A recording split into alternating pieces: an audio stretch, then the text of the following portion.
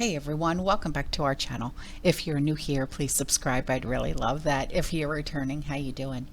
What we're going to be talking about today is what people are seeing and experiencing in everyday life when it comes to being of the prepared mind.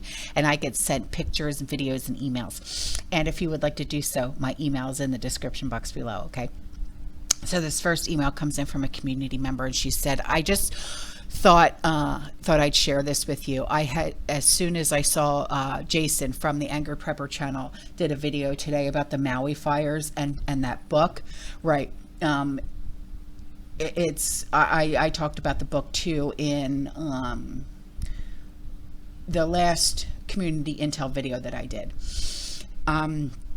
She said he rattled off the supposed author's name, Miles Stone.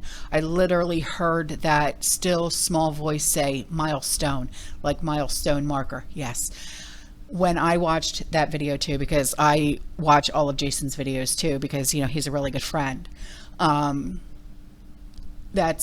It popped in my head too, just like that. It's so weird to get out of my head. It was like milestone, you know, like, you know, this is a milestone and stuff like that. And, you know, other things are coming. That's how I thought of it too. And she said, maybe this is not a nothing bug. I felt compelled to share this info, so I am doing so. Take it or leave it, but it's what stuck to me. Have a blessed day, my friend. Well, thank you. You have a blessed day too. But yeah, that's exactly how I thought of it too. Milestone. You know, this is a milestone. There's going to be another milestone, another milestone, another milestone. You know, how many more books are going to be written like this? You know, the next catastrophe, the next catastrophe, the next catastrophe. And Jason also said something else, that whoever wrote this book, this milestone, said that he wrote the book with the help of Chat GPT or something like that or whatever. And I'm thinking to myself, okay. You know, you know, it's something's not right. I'm sorry. And, you know, Jason hit the nail on the head. And when I talked about it too, and I'm like, no, you know, like when I did the video on it the other day, you know, why did the sirens not go off? You know, why all of a sudden, you know, the governor wants, you know, to buy all of the land or whatever before all of the big corporations try and come in and buy all the land. Was this done on purpose? You know, there's just so much, and I'm still digging, and I know Jason is still digging too, and I know that a lot of us are digging and digging and digging and digging. And, you know, eventually someone's going to come up with something, and it's going to be dead on balls accurate. And actually, I was talking to Trish the other day, and, you know, she had said to me, and I was just like, oh my God, so that's why it happened here too. Last year, all of the insurance companies pulled out of Hawaii, and like you know, homeowners insurance and stuff like that. And I said, son of a gun, I said, because all of the insurance policy companies here, you know, for homeowners are pulling out of Florida. And she said, bingo. And I'm like, no. I said, so that means we're next. And she said, I don't know if you're next. She said, but you're on the list. And I said, yeah. You know, and I'm like, oh my God, great. You know, here we go. And I'm thinking, you know, I don't want to, I don't even want to put that in my head. I don't even want to put it in my head, but it all makes sense. You know what I'm saying? So who now is going to take that Chat GPT or whatever this AI thing is and write another book about how Florida, you know what I mean? So, because they always said, what was it, that Florida was going to go underwater or whatever the case may be. And I'm thinking, you know, I am just so over, you know, all of the conspiracy theories about what's going to happen with Florida and stuff like that. If I could leave Florida now, I would. Trust me when I tell you. But it's just, it's not that easy. It's not as easy as everybody thinks it is. You know what I mean? Especially when you own a home and you've got 4 dogs, 7 cats, and you've got a family of 8. You know what I'm saying? It's not that easy, especially when you got kids in school. So, but thank you, because you're in my brain. You really truly are. And I thank you for this email. So here's an email from a community member. She said, my area has had power outages within the last week. We were affected on Monday, and it went out at 10:30 or so that night. An estimated time to be back on was noon the next day. Thankfully, it came back on at 8:30 a.m. I put a wool blanket on my chest freezer, and in the morning bought 2 bags of ice to lay on top of the food. I already had 2 blocks of ice in the freezer I put in several years ago just in case of power outages, which I should add happens maybe 2 times a year, and they're really quick to restore it, except for this year. Last year in another city, they had a lot of power outages, and they headed the same areas, and blamed the birds. They always blame the birds. Whatever. So Pacific Power has an outage map. You can see where the outages are in Oregon. I'm noticing all the power outages happen in the evening or in the middle of the night, and a majority of the estimated time has been noon. When you click on the location, it shows the time power outage started and when they estimated it time to be back on. Pacific Power, in my opinion, is using any excuse to turn off the power. High wind alert, the power goes out. In the areas where the wind alert is over, they claim it's trees. Wow, okay. They are making everyone wait until daylight before they turn the power back on because they want to make sure there are no other trees causing the outage. I was told when our power was out, they had to wait until daylight so the helicopters can make sure there were no other trees causing the outage. Guess what? I never heard any helicopters in our area. All right. Yeah, and those things are loud, so it's not like you can hear them literally coming from miles away. So our particular substation is 2 miles from my house, and I saw a power man sitting in his truck at the station. I asked him what the cause was. He said he didn't know. This is after the recorded message saying it's a tree that later turned into trees. He said he had someone on the other side of the river looking to see if there were trees on the line, and he was waiting to turn the power on. Does this make any sense to you? No, it doesn't at all. Same areas. The area that was out while ours was out on Monday is out of power again today. But yet we're fine. Not complaining, but none of this makes any sense. No, it does not make sense at all. If they can work all night during the winter to restore power due to trees, why are they waiting until daylight now? I say blackouts to save on energy. I bet we'll be back to birds causing the outage this winter. If anyone has any more power outages than normal, take a picture of your meter. Okay, that is what I just did in case your bill goes up and have had loss of power. They did this several years ago to some people who were out of power for days due to a storm. Smart cookie. Okay, thank you. I'll have to do that, like, because I know there's 3 disturbances in the Atlantic Ocean right now, and I mean, God only knows if we'll get hit with a hurricane, but I'm just saying. So now I'll know what to do. Thank you. Because I would have never thought about doing that. Ever. Thanks. So here's an email from a community member. She said, I opened a checking account with People's Bank of Commerce about 5 years ago. I don't keep anything in the account other than that is how my son pays his portion of his cell phone bill to us monthly. When I opened the account, I asked that they fix it to where I don't have any funds in the account using my debit card.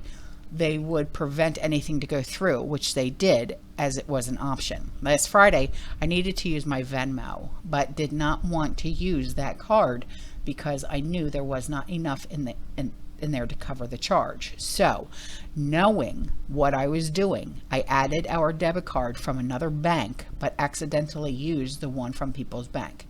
People's Bank charged me an overdraft fee. I did use the correct card. The second time I paid the person via Venmo.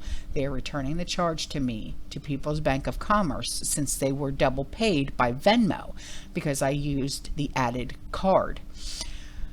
People's Bank of Commerce waived the overdraft fee, but also said they have never had that option to allow charges to go through if you don't have enough funds in your card, if they try to use your debit card. I told them they did, and that was available when I opened the account. I was told that they have never offered that. Well, I know they did, so they are changing things without notifying people.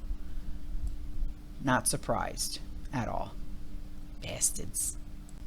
So I'm going to leave a link in the description box below that was sent to me by a community member, because she also wrote a email. And she said, on Mike Adams reported on an older Maui document. In it, they had plans to make a smart city. It noted that they could not use a particular area because of historical buildings and indigenous people. You know, the part they burned, right? This reminds me of the Santa Rosa fires, where the fire stopped right at the sidewalk borders of the area the state wanted to buy and not pay for. Funny how they can make the fires stop at a certain line, isn't it? And how in wine country there was a burned out truck in the middle of untouched pastures, just like 2001, where cars had greatly burned, damaged bodies and the rubber tires never melted or singed. And that also happened about a mile away from that incident where nothing had fallen. I still haven't figured out how the buildings in between those cars and the attack were unaffected. Anyway, here's a link to some photos and commentary. Correction, photos aren't what here as I remember. Film of areas showing houses flattened completely, yet trees are still standing. Also, one of the scenes showed that the fire went completely around a hotel or two and then rejoined to burn to the sea. Most telling, Mike Adams reported that the boats sailing near the island all caught on fire simultaneously. DEW. It went around a hotel, almost like, I'm not even going to say it. You guys are in my head, so you know exactly what I want to say. But anyway, the link will be in the description box below. Jesus. So here is the recipe for homemade sriracha sauce, since sriracha is literally in a shortage right now. And ridiculous, I know, but true. So here you go.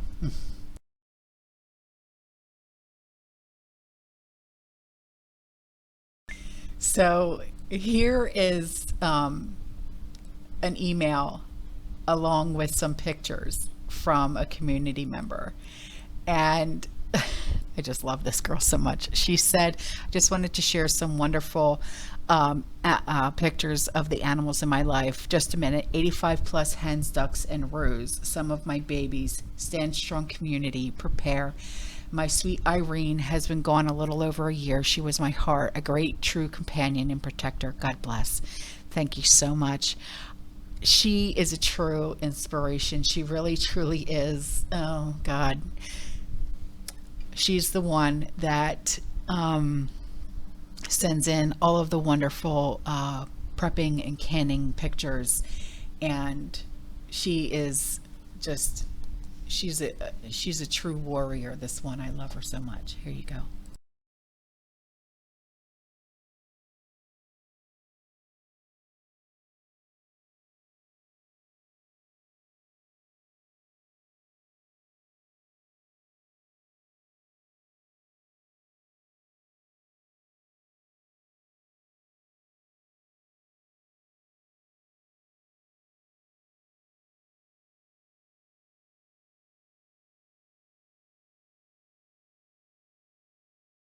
Okay, so this was sent to me by a community member.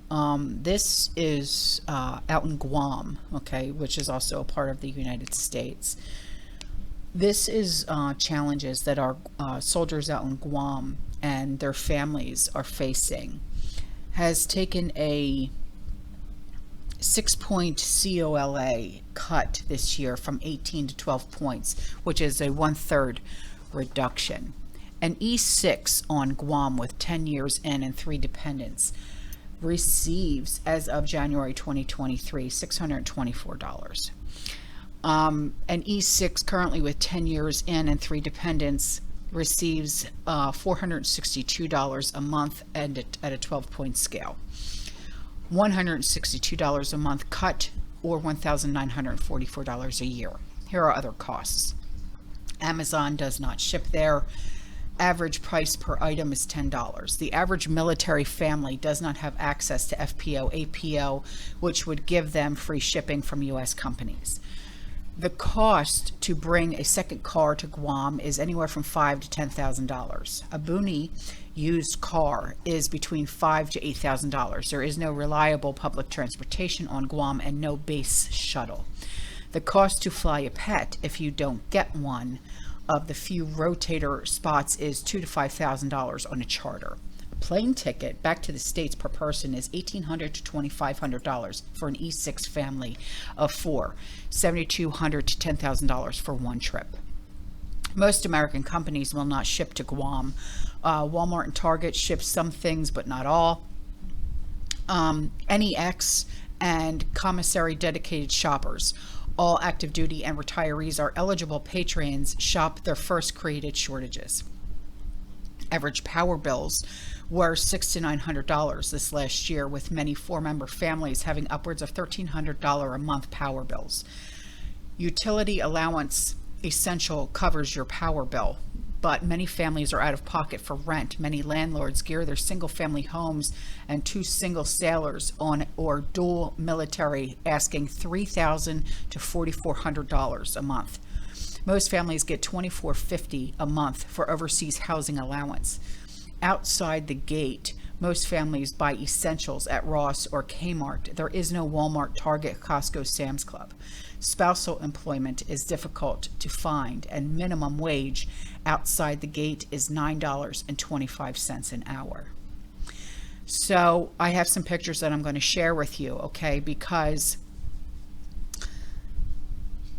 this person also said that at your commissary, being a commissary shopper, 5 years I've shopped at this Guam commissary, and it has continuously had from 400 to over 1,000 items not stocked on every trip. We have been given every excuse, from supply chain issues with Coastal Pacific food distributor not being able to supply us, and DECA not holding them accountable. We are only able to get 1 air delivery a week, and even then the fruit is often moldy. Today there was no bacon, no sour cream, no cottage cheese, no tortillas, limited dry cat food, no sausage, no Freedom Choice cream cheese, no Lunchables, no packed deli meat, no canning jars, no cornstarch. The produce is too many to name. No gallons of milk. No gallon of milk outside the gate is $15 a gallon. Oh, a gallon of milk is $15 a gallon. Okay. No orange juice. Half a gallon of orange juice outside the gate is $12, to name a few items. DECA said last year it was a local management's fault. They replaced everyone on the management team. You know what? We still don't have food on our shelves. We go months without frozen chicken, bacon, or other basics. We do the volume of a store 3 times our side on the sales. We hear from their local off-island leadership. We will look into that. We will study that. And you know what? Nothing changes. We have seen 0 visible support from DECA HQ after the devastating typhoon hit. Anderson Commissary won't have their freezers fixed until February. Orrote has seen increased shopping from our retiree and active duty patrons seeking food they can't get at Anderson, and the Navy small cold and dry storage area can't handle it. Their team here on Guam is positive. They work tirelessly. There have been no extra people sent to help them, no extra deliveries. Every time a military family service member or retiree has to shop in town, DECA is stealing from our paychecks. There's no Walmart, Costco, Target here. Families can't buy what they need. Amazon charges $10 an item to ship to Guam, and it takes 2 to 4 weeks. Our service members and families are on Guam serving their country, doing their jobs. DECA, do your jobs and stock our shelves. We have military families that can't get to the food that they need to feed their children. Enough is enough. Jesus. Here's the pictures. Is there anything we can do to help the military families in Guam? Let me know.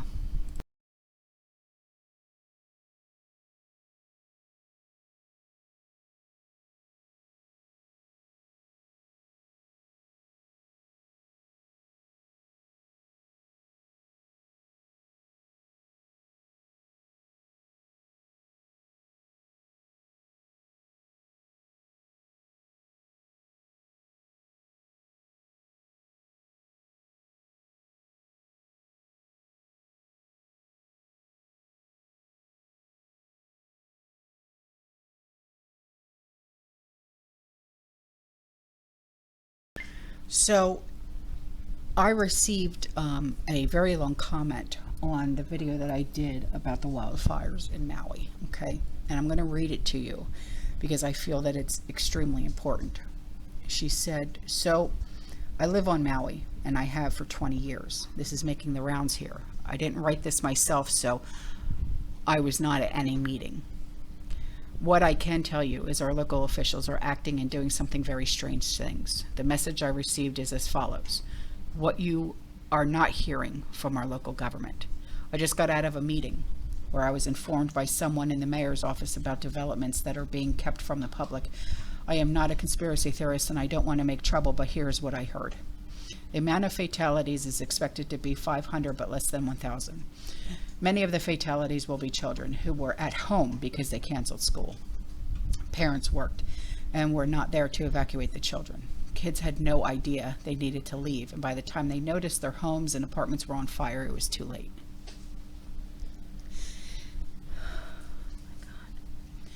The government is worried about how we will react when we learn that the fire department left the fire early in the day and claimed it was 100% contained, knowing that the winds were expected to be 70 miles per hour by the afternoon. This is against all fire control protocols. Real quick, Jason, I know you watch my videos, so chime in, please, if you can. The fire department should not have left the original fire unattended. They were scared that the public calls for accountability will be more than they can control and protests and riots will occur. They plan to lock down Lahaina for several months. It will take months to clean up the hazardous and environmental contamination. They won't have enough housing for all the displaced. There were 2,000 unaccounted for this morning, and they have a list where they are trying to keep track. They found 700 today, but there will be 1,300 missing. They are very worried that the community is going to freak out when they find out how not a single fire truck responded to the fires.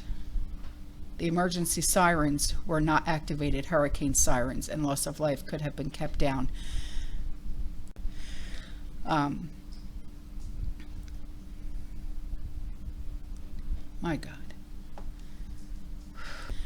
God. By better emergency management, which utterly failed. I'm not trying to make waves or stir up problems, but I was so angry and sad when I found out how many children have perished that I knew I had to post this and let everyone know what I have learned. It's time for our officials to stand up and tell the truth and face the music. It'll never happen. Never, ever, ever, ever happen. Never. They failed Lahaina, guys. Our government is full of incompetent nepotism.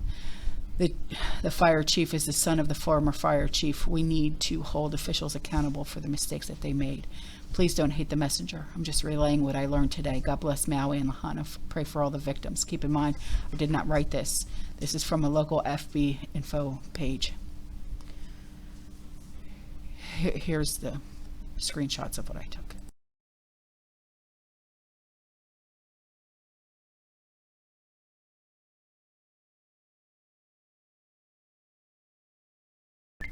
All right, guys, I'm out of here, okay? I will see you in the next one, okay? You stay safe, you stay positive, you keep prepping, and as always, fear less, all right? Ciao.